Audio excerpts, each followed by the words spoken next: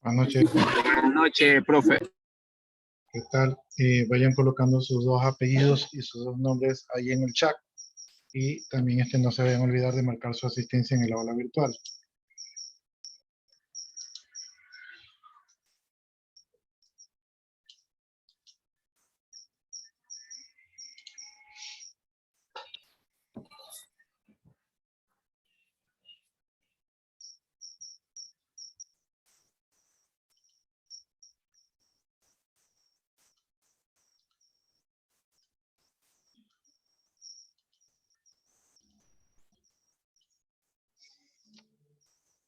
Ya, novedades aquí en el aula virtual, creo que no hay mayor novedad. Estamos en la unidad 2 y no sé, déjenme ver un poco. Ya, con ustedes ya revisamos, pero que tenemos la actividad de la misión y la visión, realizar el análisis FODA, elaborar el plan de marketing que fue del periodo anterior y realizar un plan de acción, que es lo último que hemos revisado, ¿no? Entonces, también ya está disponible la lección número 2, que yo creo que ya en esta semana ya la pueden dar. Entonces, esas son las novedades allí. El aula virtual. Y nos faltaría la tercera unidad. Exámenes creo que tenemos la semana del 20 de abril, así que tenemos como un mes todavía de clase. Esas son las novedades.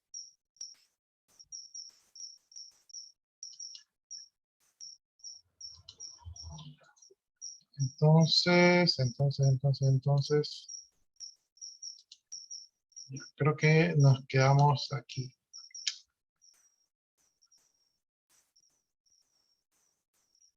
Ya, estamos viendo las etapas del proceso administrativo, creo que ya habíamos visto la planificación, la organización y ahora estamos viendo la dirección.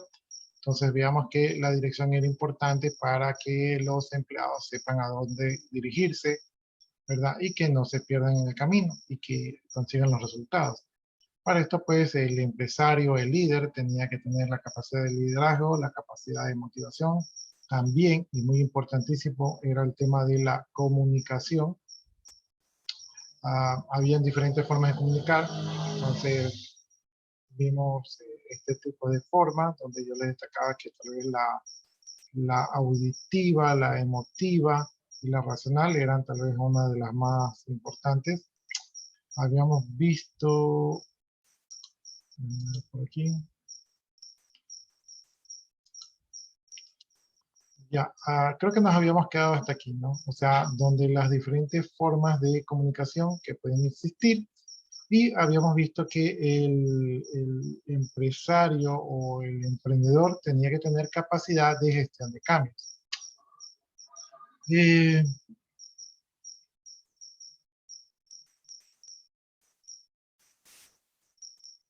Ya, cuando nosotros lanzamos un negocio, ¿verdad? Nosotros hacemos una planificación. A veces las cosas no salen como nosotros pensamos. Entonces se producen cambios, ya sea en el comercio, en el producto, en el proceso, en las políticas. Y por lo tanto, pues la empresa, y en este caso el empresario, debe de adaptarse a esos cambios que en un principio no estaban previstos. Por lo tanto, para la mayoría de los negocios, el poder adaptarse a nuevas situaciones, el tener una respuesta apropiada a las situaciones que pueden representarse, pueden ser la diferencia entre que la empresa se encuentre entre la espada y la pared, ¿verdad? Y que no pueda reaccionar a tiempo, y la empresa que reacciona al tiempo y que logra recuperarse de una situación, ¿no? Entonces, la gestión del cambio que tiene que tener el administrador es muy importante, porque si no, la empresa puede no sobrevivir si no tiene esta cualidad. Tenemos el manejo de los conflictos. Dentro de las organizaciones están conformadas por personas, y estas personas pues generan conflictos. Entonces siempre tiene que el administrador intervenir para solucionar dichos conflictos y que la gente se enfoque en el logro de los objetivos, ¿verdad? Eh, y que logre encaminarlos en el momento que existan discrepancias, que tengan opiniones diferentes. Manejar un conflicto, dice aquí que es diferente a resolver un conflicto. Manejar un conflicto es mantenerlo bajo control y prevenir un argumento, pero no necesariamente implica una resolución, ¿no? Algo así como cuando alguien dice, ya quiero renunciar, ya estoy harto de esta empresa, y uno le dice, sé que estás harto, no puedo hacer nada para aliviarlo, pero espérate a que venga el jefe, y cuando venga el jefe, ahí hablamos. Entonces ahí la persona se calma y ganamos un poco más de tiempo. Para manejar efectivamente los registros, perdón, para manejar efectivamente los conflictos, es necesario tener la cualidad de poder escuchar activamente y poder expresar los mensajes en primera persona, ¿no? Entonces, los tipos de conflictos que nosotros podemos encontrar son los conflictos intrapersonal, es decir, la persona consigo mismo, es decir, cuando la persona dice, me odio porque no me saben bien las cosas. El interpersonal, es decir, cuando hay oposición con otra persona, cuando ustedes están, me cae mal, no lo voy a ayudar. Entonces ahí el conflicto es con otra persona. Cuando hay conflictos, el intergrupal, cuando hay conflictos en el mismo grupo de personas, es decir, personas del mismo grupo no se ponen de acuerdo, ¿verdad? El intergrupal, es decir, cuando existen conflictos en un grupo diferente, por ejemplo, los de sistemas se pelean con los de finanzas porque no les compran el nuevo servidor, les dicen siempre que no hay plata. Entonces ahí hay un problema intergrupal, ¿verdad? Y el interorganizacional, esto es cuando las personas están en diferentes organizaciones y se pelean, por ejemplo, um, no sé, cuando de repente ustedes están en el área de sistemas y viene una auditoría externa, entonces ustedes se pelean con los de la auditoría externa, no les caen bien, ¿ya? Entonces son diferentes tipos de conflictos que se deben de resolver. Y por eso tienen que tener capacidad de resolución. Bien, en el proceso de administración tenemos el último punto, que es el punto de control. El control es la cuarta etapa del proceso administrativo y tiene que ver con verificar que las actividades que se planificaron al inicio del proceso, ¿verdad? Se estén efectuando de manera adecuada, ¿no? El control sirve para corregir la desviación, ¿verdad? De la planificación, especialmente si el error es significativo. Cuando el error es mínimo, pues se pasa, no queremos exactitud, pero si ya nos estamos desviando de los objetivos, entonces hay que aplicar ajustes, ¿no? Entonces, esta es la etapa donde se realizan los ajustes, rectificaciones, la reorientación y redimensión de la planificación. Como ya hemos mencionado anteriormente, la empresa no es estática, sino que siempre está en constante movimiento y hay que adaptarse. En esta etapa de aquí también se hace la confrontación o comparación de lo planeado con lo ejecutado. Si hay errores, pues se trata de enmendar los errores. Hay un refinamiento de las acciones y las estrategias que conducieron al éxito. Es decir, aquí se modifica un poquito o se afina, ¿verdad?, las disposiciones que se programaron en el inicio. La cuantificación del progreso realizado en la empresa, ¿verdad? La empresa cuando comenzó tenía unos objetivos, entonces aquí se puede cuantificar cuánto de esos objetivos se ha cumplido. Se puede comprobar el estado de los objetivos, y verificar si los objetivos se están cumpliendo o no, y si no se están cumpliendo, pues se puede en esta etapa, se puede aplicar medidas oportunas para su consecución. No, esto es una reacción temprana a los problemas o situaciones que se estén encontrando, ¿no? Y también sirve para retroalimentar las actividades de la empresa en función de lo planeado. El control es una etapa que empieza cuando comienza a ejecutarse el proyecto o el plan, ¿verdad? La ejecución del plan se controla durante todo el proceso de la empresa. siempre tiene que estar la etapa de control, porque como les mencioné anteriormente, o algo que no se detecta a tiempo o que se reaccione después, una reacción tardía, puede significar la caída del proyecto. Entonces, por eso la etapa de control es muy importante para ver que se vayan cumpliendo los objetivos. Para un administrador es importante conocer si las áreas de trabajo se están desempeñando adecuadamente. Por eso, un administrador requiere de sus áreas de trabajo conocer las actividades que se han efectuado para poder compararlas y el desempeño real con lo planeado, ¿no? El desempeño tiene que ver algo con los recursos utilizados y con el tiempo utilizado. Por ejemplo, si yo dije que voy a producir 100.000 productos y para eso, bueno, no digamos 5.000 productos.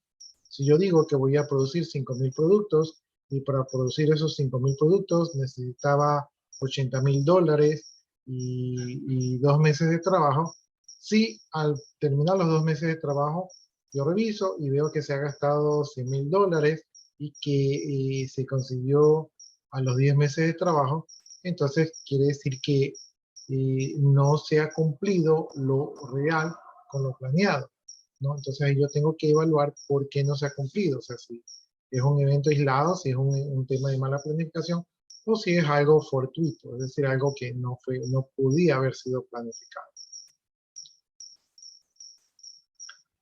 Bien, vamos viendo los tipos de controles. Entonces aquí tenemos 3 tipos de controles que nos van a ayudar a que no existan errores en la empresa. Primero tenemos el control preventivo. Este es el control que utilizan la mayoría de los administradores y lo que se busca es evitar los problemas antes de que se desarrollen, ¿verdad? Entonces el control preventivo es prevenir antes de que las cosas ocurran. Algo así como, ¿qué les podría decir? Por ejemplo, si yo sé que vamos a hacer un proceso de distribución, obviamente tengo que tener listos los camiones para la distribución. No, en último momento no voy a esperar a ver, ¿y si valen los camiones? ¿Y cuántos camiones tengo? ¿No? Entonces un control preventivo podría ser también, para estar más seguro de que nada va a fallar, dar mantenimiento a los camiones para que estos estén disponibles. Otro tipo de control es el control concurrente. Este se realiza durante la ejecución de las actividades. Este es el típico cuando el jefe, ustedes están trabajando y el jefe les dice, ¿y cómo vas? ¿Y ya avanzaste a este punto? ¿Y qué te falta? Esos son controles que se trata de evaluar cómo se está desarrollando la situación en el presente, ¿no? Entonces, esto es para ver que las cosas se estén ejecutando. Y finalmente tenemos los controles de retroalimentación. Estos controles se realizan sobre las actividades o los procesos que ya se han terminado y lo que sí hace es que se informa sobre los resultados de lo previsto. Es decir, podemos ver que este proceso se terminó a tiempo, entonces aquí decimos que se hizo una buena planificación, este otro proceso se demoró o se presentó tal problema, entonces se documenta eso allí para que en un próximo proyecto se pueda tomar las medidas de prevención del caso, ¿verdad? Y también sobre a ver si la planificación acertó en cuanto al uso de los recursos. También es importante este tema de aquí. Otras herramientas de control que puede tener el administrador, ¿verdad? Son herramientas de carácter financiero que se utilizan para ver cómo va la economía de la empresa. Entre esas herramientas tenemos el presupuesto. Este presupuesto es el que sirve para establecer límites en el manejo de los recursos. Las empresas no tienen recursos ilimitados, todas las empresas tienen los recursos limitados y por lo tanto el presupuesto es la herramienta para mantener esos recursos a raya. Si yo digo que voy a gastar 5.000, pues debo de gastar 5.000. Puedo gastar menos, pero no puedo gastar más, ¿no? Porque si no, me salgo del presupuesto. Entonces el presupuesto nos ayuda a saber qué va a gastar cada uno de los elementos de la empresa o los departamentos de la empresa, dependiendo de cómo se haga el presupuesto. Y entonces esto permite estar dentro de la salud económica de la empresa, ¿no? Cuando el presupuesto se cae, los proyectos también se caen. O sea, los presupuestos se tienen que respetar en la medida de lo posible. Otra herramienta son los estados financieros. Los estados financieros son los balances que informan la situación financiera de la empresa, es decir, para ver cuánto dinero tenemos en el bolsillo. Esto es igualito que cuando ustedes abren su billetera y ven cuánto dinero tienen. Entonces, el estado financiero nos dice cómo está la empresa a hoy, ¿verdad? Y de esta manera sabemos si tenemos o no tenemos disponibilidad de liquidez. Tenemos también los análisis financieros. Los análisis financieros son análisis de información de años anteriores. Entonces aquí nosotros podemos, mediante un análisis, hacer una proyección de cómo se va a comportar el movimiento económico dentro del presente año, porque utilizamos información histórica para comparar, ¿no? Entonces podemos prever cuánto vamos a crecer, cuánto vamos a vender y cuánto vamos a ganar basados en los análisis financieros del año pasado. Tenemos también el valor agregado. Dice que el valor agregado determina el cálculo que hace el mercado de valores o proyectos pasados y futuros, ¿no? Entonces, si nosotros estamos en el mercado de valores nos hace un cálculo de lo que vale nuestra empresa en el pasado y en el futuro, y de esta manera pues podemos medir la salud de nuestra empresa. Otras herramientas que permiten ejercer el control son los sistemas de información, lo que ustedes van a desarrollar. Los sistemas de información recogen la información, la procesan rápidamente y permiten la presentación y análisis de la información en cuestión de reportes o proyecciones, ¿verdad? O presupuestos, los cuales son rápidos y por lo tanto dan una ventaja competitiva con otras empresas. Como hoy en día todas las empresas tienen sistemas de información, pues empresa que no maneja su sistema de información es una empresa que no tiene cómo competir, ¿no? Los sistemas de información también varían, pues entonces si una empresa ha invertido mejor en su sistema de información, tiene mejor tecnología, su sistema de información está actualizado, entonces obviamente tendrá una ventaja sobre los demás, ¿no? Por lo tanto, los sistemas de información son una importantísima herramienta para los administrativos. Tenemos también la evaluación del desempeño. La evaluación del desempeño sirve para poder estimar el desempeño de las personas que forman parte de la empresa. Entonces así podemos saber si una persona está desarrollándose bien o si está cometiendo muchos errores, ¿no? Entonces con esto aquí podemos evaluar nuestro recurso humano. Nosotros, por ejemplo, en el instituto, los alumnos hacen una evaluación de profesores. En esa evaluación de profesores, ustedes ayudan a determinar si el profesor ha tenido un buen desarrollo o un mal desarrollo. De esta manera, ustedes, con su evaluación, ayudan a las autoridades a ejercer control sobre los docentes, ¿no? También nosotros, por ejemplo, tenemos las clases grabadas. Las clases grabadas es otro mecanismo control porque una tercera persona, un inspector, puede entrar a las clases grabadas y ver cómo ha sido el desarrollo de la clase. Entonces, con esto de aquí, pues, terminamos la etapa del proceso administrativo. No sé si tienen alguna pregunta, alguna duda.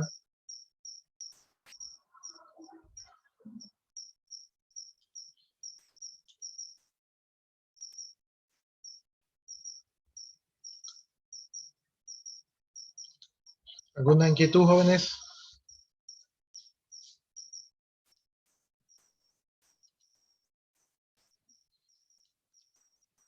Bueno, como no hay inquietudes, entonces ahí terminamos la unidad número 2 y nos estrenamos en la unidad número 3, ¿no? Al paso que vamos, probablemente terminamos la unidad número 3 antes de tiempo, y el tiempo que nos queda, pues nos podemos dedicar a otras actividades, a repasar de repente algo que no haya quedado muy claro.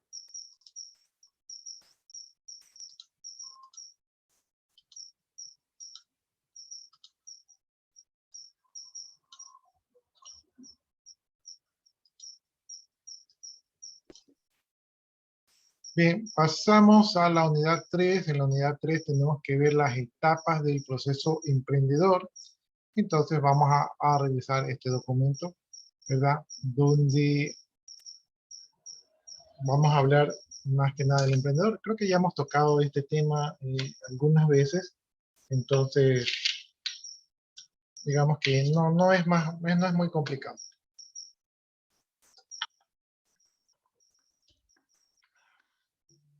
Bueno, como ustedes saben, pues hoy en día la economía es mundial, la economía se ha globalizado, ¿verdad? Solamente cuando hay guerra, pues ahí es que se cierra la economía. Como ustedes saben, pues la economía de Rusia y el mundo se ha cerrado, y por eso pues los expertos dicen que van a subir los precios de todo, ¿no?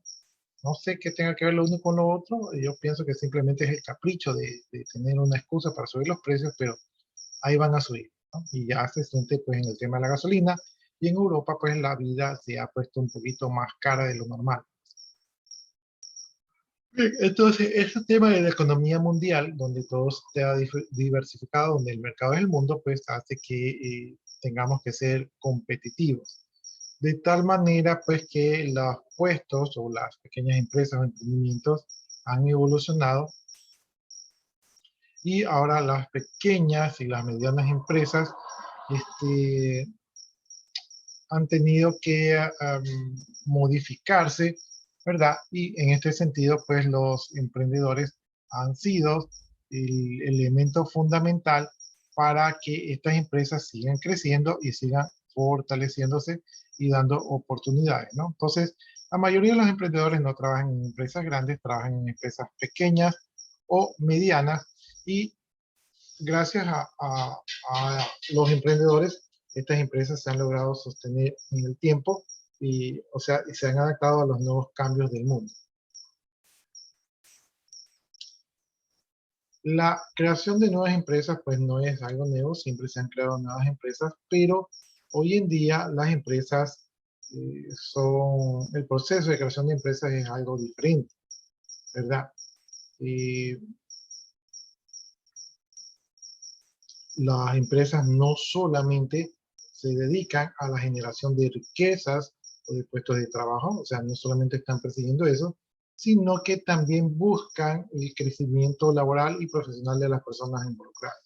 Creo que en la última clase yo les mencioné que en algunas empresas donde yo trabajaba, aquí en Ecuador, no se fomentaba el tema de la educación, es decir, que al empleado que buscaba estudiar o que tenía cruces de horarios por los estudios no lo apoyaban, pero hoy en día el enfoque se ha cambiado porque la mayoría de las empresas han entendido que un personal educado es un personal competitivo y buscan mejorar el recurso humano porque, como ya les expliqué, estamos ahorita en competición con el resto del mundo.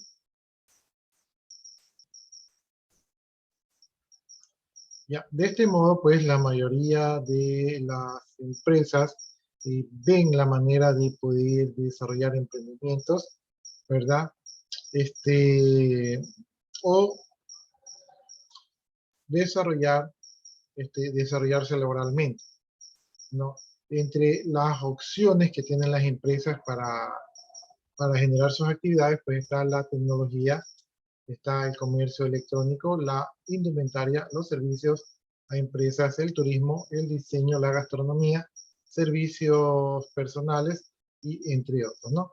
Entonces los emprendedores no solamente buscan la creación de estas empresas lucrativas, sino que buscan formación de entidades que permitan el bien común tanto de los integrantes como de la sociedad.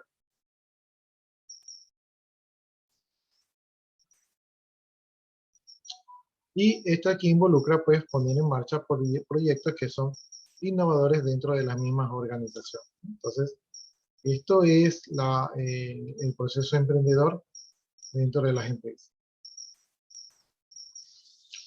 Bien, las ciencias humanas dicen que han abordado este enfoque, y aquí las ciencias humanas lo enfocan desde los aspectos personales del emprendedor, es decir, el quién y el por qué. Responde las preguntas de quién y por qué.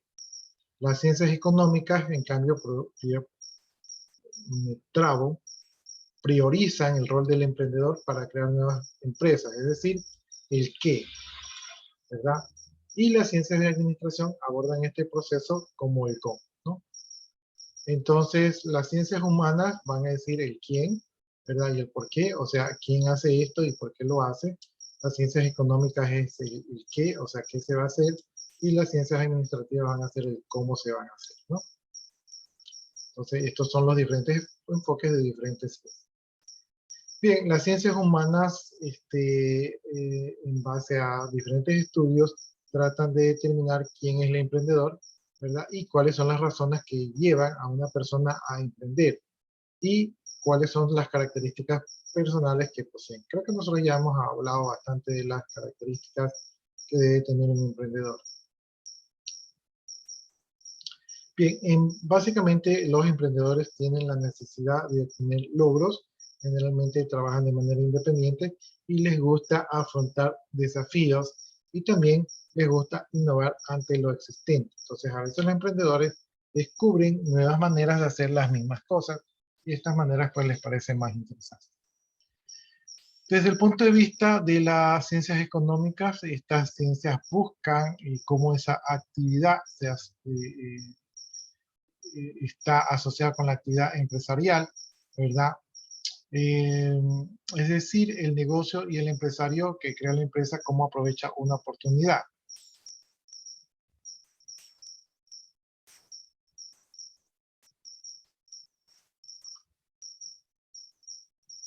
Bien, pero de todas maneras, a pesar de todos estos enfoques, los emprendedores no provienen únicamente del ámbito empresarial, sino que vienen de muchos otros lados. Entonces, pueden venir de la parte social, de la parte de deporte, de la parte política, ¿no?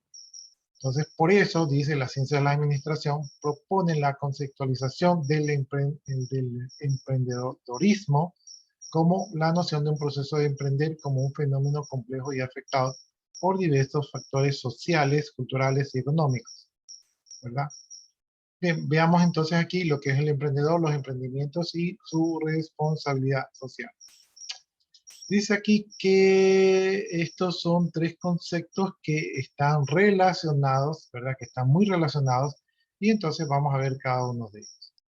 Dice aquí que el emprendedor es aquella persona que detecta una oportunidad y crea una organización o adquiere parte de una organización o hace un grupo que funciona como organización para aprovechar dicha oportunidad, ¿no? Entonces aquí el emprendedor es la persona que ve la oportunidad y que se prepara o se organiza para aprovechar dicha oportunidad.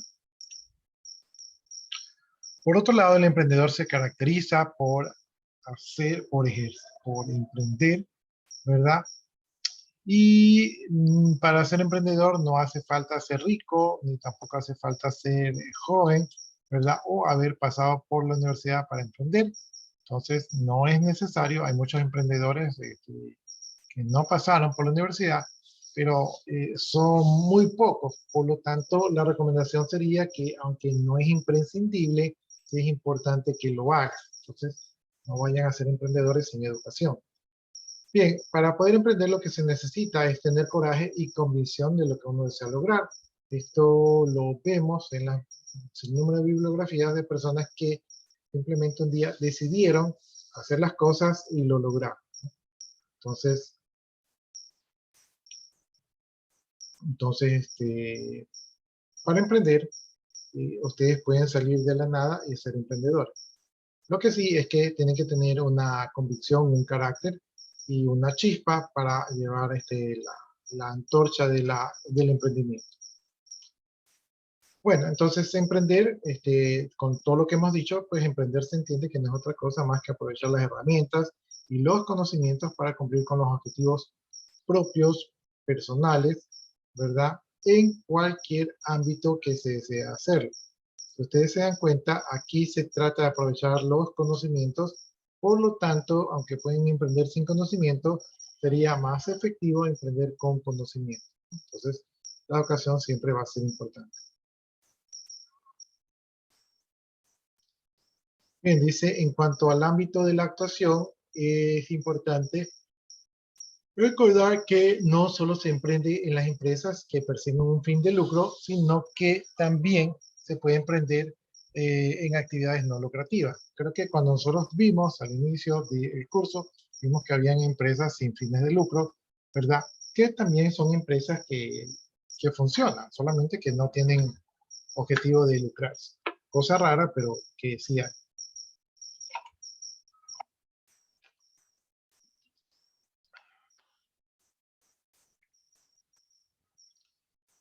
Bueno, entonces, con esto que hemos mencionado, pues es un poco, no es tan fácil caracterizar un perfil de cómo tienen que ser todos los emprendedores, pero podemos entender que los emprendedores deben de tener ciertas destrezas y habilidades, ¿verdad? Que obviamente deben estar conscientes de cuáles son sus destrezas y habilidades y también pueden trabajar con ellas para desarrollarlas y fortalecer la realización de sus emprendimientos.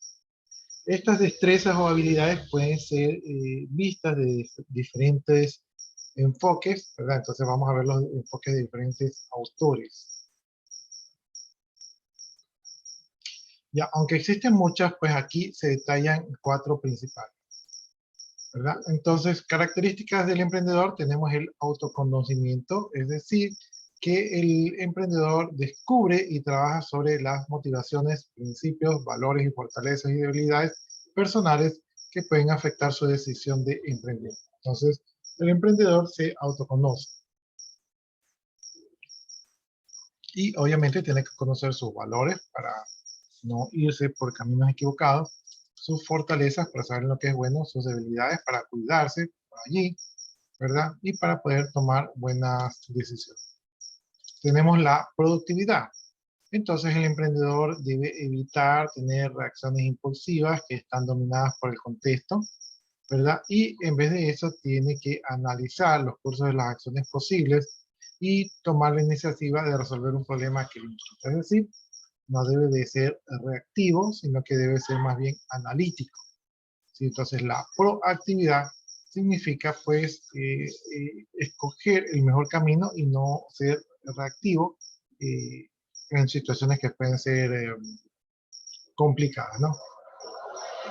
No tengo un ejemplo de productividad, pero, o sí, por ejemplo, cuando ustedes le dicen compren criptomonedas, entonces ustedes dicen, ya, hay que comprar todas las que más se pueden y no se, y por la emoción quieren comprar rápido, por la desesperación, pero no analizan el mercado, no analizan si hay buen momento, si hay mal momento, si se acerca algún fenómeno del cual tengan que estar conscientes, ¿no? Entonces, ese es el tema de la proactividad. Liderazgo y trabajo en equipo, obviamente el emprendedor no trabaja todo solo, tiene su equipo y por lo tanto, pues mientras mejor pueda entusiasmar y motivar a sus colaboradores, ¿verdad? Y que estos trabajen de manera conjunta y que todos apunten a un proyecto para solucionar un problema, entonces esto va a ser muy importante, ¿no? Porque el equipo de trabajo apoya al proceso del emprendedor. Bien, tenemos la creatividad e innovación. Dice, para proponer soluciones nuevas o soluciones ya implementadas, obviamente se necesita la creatividad. A veces las soluciones ya existen, pero se les puede dar un enfoque diferente para que sean innovadoras y que obviamente pues resuelvan los problemas de manera positiva o que satisfagan las necesidades de la comunidad, ¿no? Entonces, el emprendedor pues tiene que ser innovador, ¿verdad? Para acomodarse a todas estas situaciones. Bien, dice aquí, entonces un emprendedor se va a preocupar por aprender sobre sí mismo y sobre lo que lo motiva, debe ser capaz de detectar las oportunidades y de resolver los problemas o las necesidades que la sociedad está necesitando. Suma a otros proyectos de la organización y propone nuevas formas para resolver un problema o necesidad y así alcanzar un impacto positivo en la comunidad, ¿no?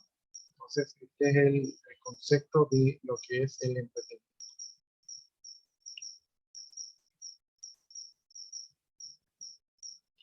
Ya, no sé si hasta allí tengan alguna inquietud, duda, pregunta.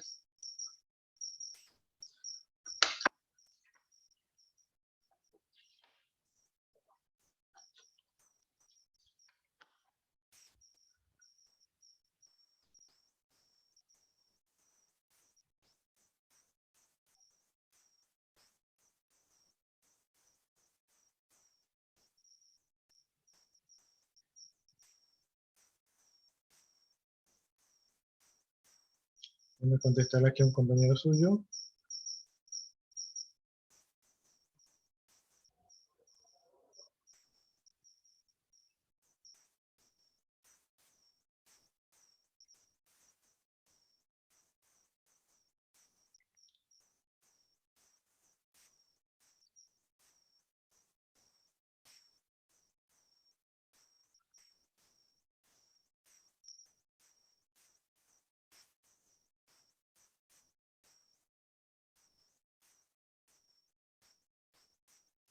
Ya aquí están pidiendo que ingresemos una información.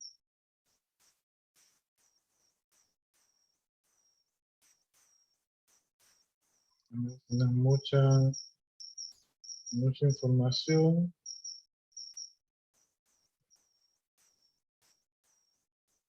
Sí, es bastante información. Ya, inquietudes de jóvenes, preguntas.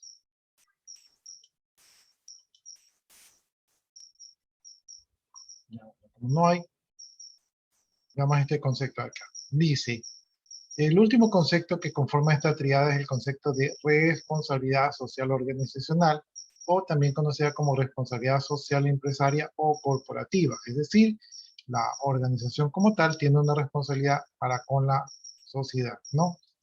Entonces, el emprendedor no solamente se preocupa por su propio desarrollo, sino que también tiene en la mira el desarrollo de sus colaboradores y de la sociedad con el que interactúa. Es decir, hoy en día las organizaciones y las empresas no solamente buscan su rentabilidad, sino que también buscan dejar un aporte positivo dentro de la sociedad.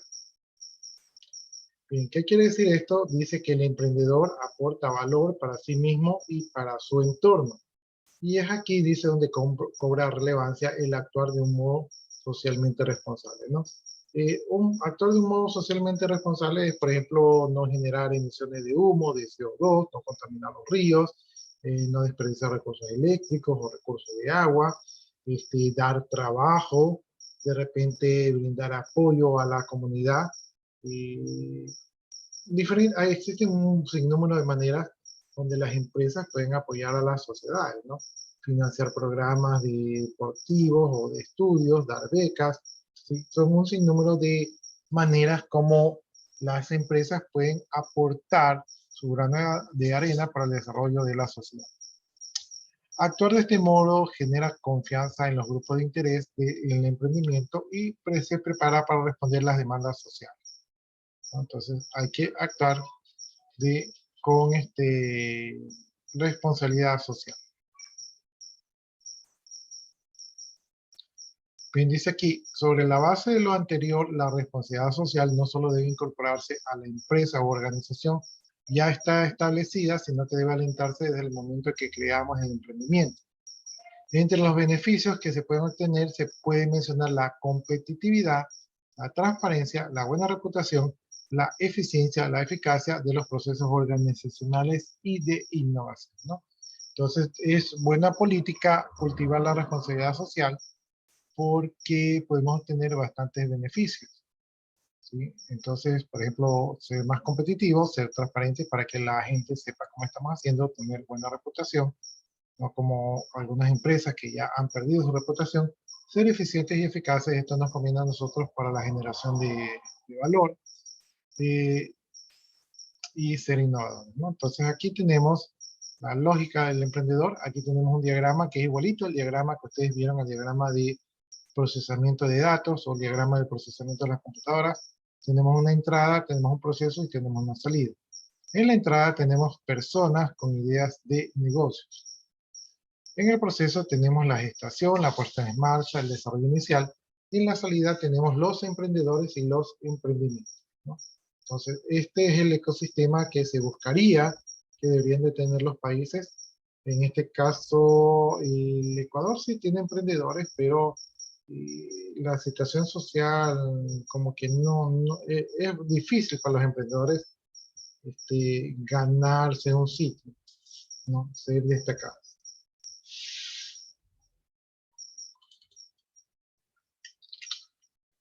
Esta es la página 4, déjenme anotar aquí.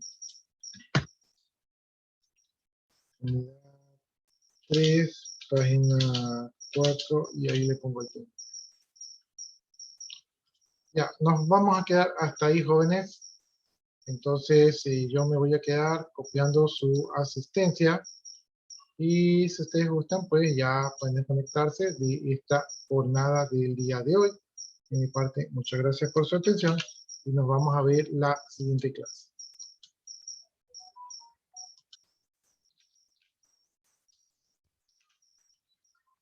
Listo, ya copié su asistencia, entonces ya pueden desconectarse. De mi parte, pues, yo también me voy a desconectar, pues, que tengan buenas noches, jóvenes, y nos estamos viendo en... Hasta luego, ingeniero.